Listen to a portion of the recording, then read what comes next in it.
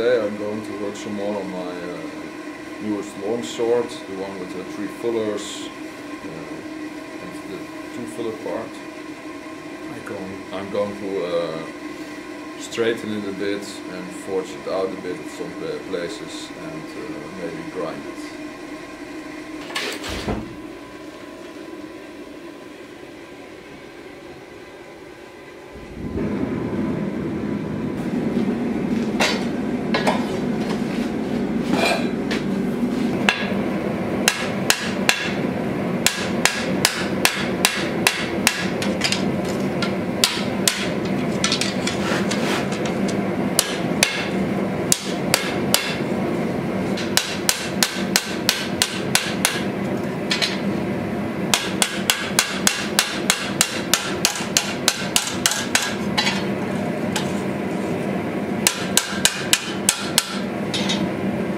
I am now going to straighten out the bevel using a weld grinder.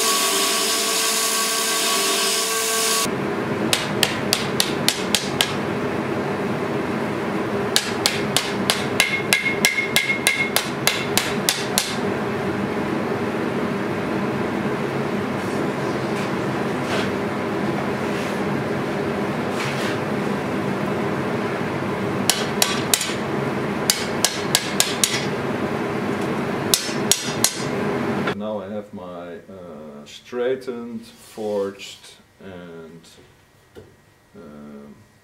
ready sword blade. But you can see it is heavily scaled, so we have to clean it up. First we use the grinder for it, because the scale is very hard. After the scale is removed we go to the weld grinder.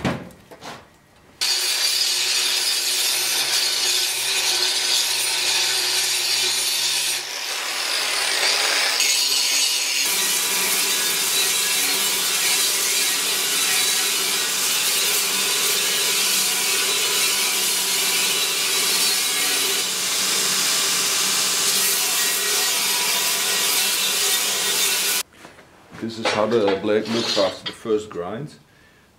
Basically you grind out in all the bumps and dents, and you can see if there are any delaminations.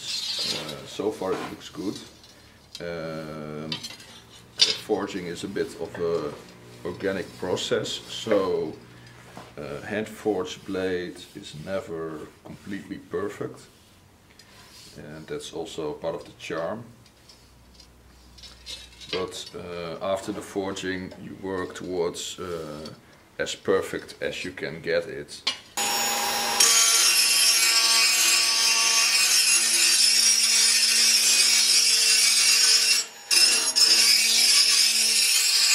So for fillering I made this little tool. It is a wheel, grinding wheel of about 20 millimeters with bearings inside it, so you can move your piece up and down without obstructions. Because if you see wheels like this, you have bearings that are bigger.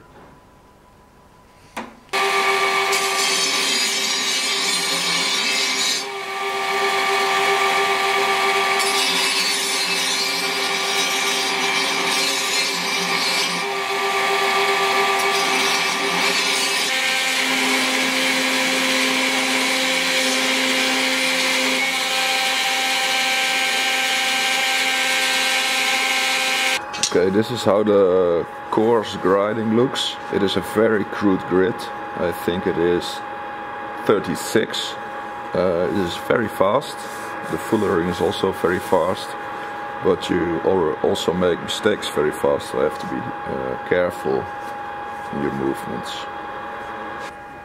While grinding, the steel is getting hot, and I have air hardening steel.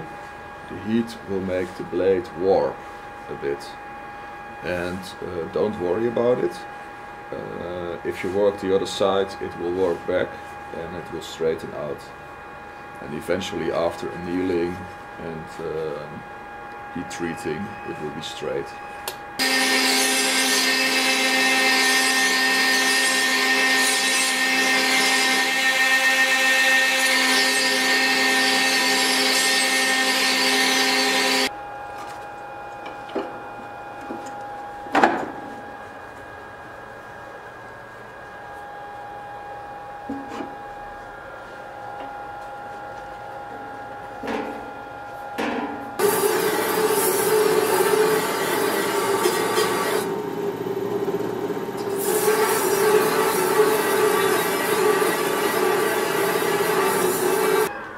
Alright, I have grinded out all diagonal scratches,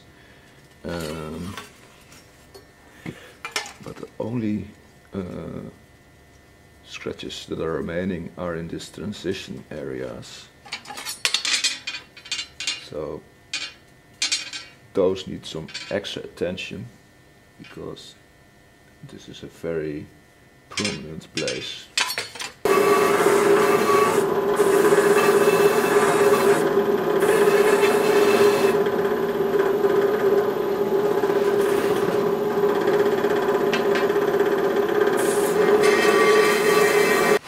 Okay, here it is, the transition. Basically the semi-rough grind, so pre-hardening.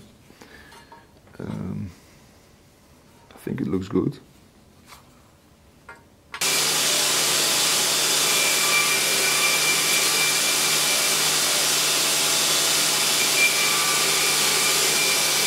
It's all cleaned up. It is pre-grind, so it's not the final grind. But you can see some nice transitions. Not perfect yet, but close enough. I will use some sandpaper of grit 80. Then I will do a test etch and see how the pattern turns out.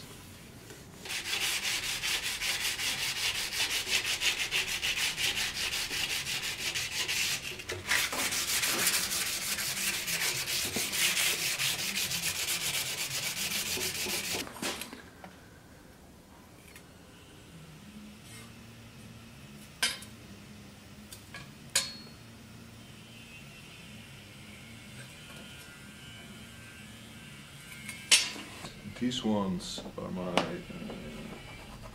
etching tubes. One is ferric chloride with vinegar, 50-50. And the other one is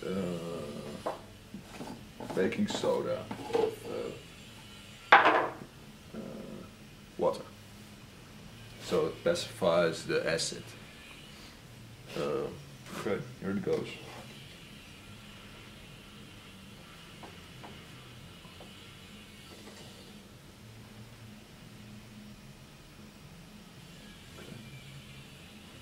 First I'm going to massage it in a bit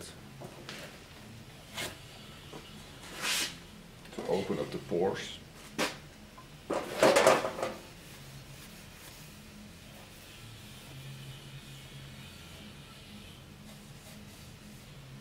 Looks amazing.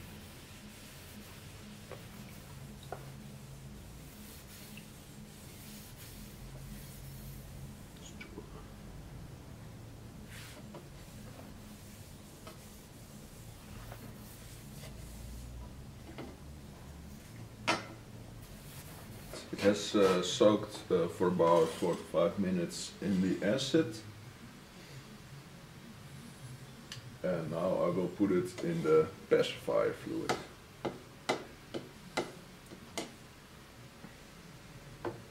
You gotta have big tanks for big swords, of course.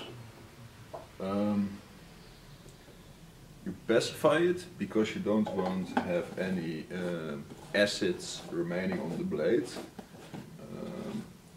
because the blade will rust. So the blade is pacified and etched.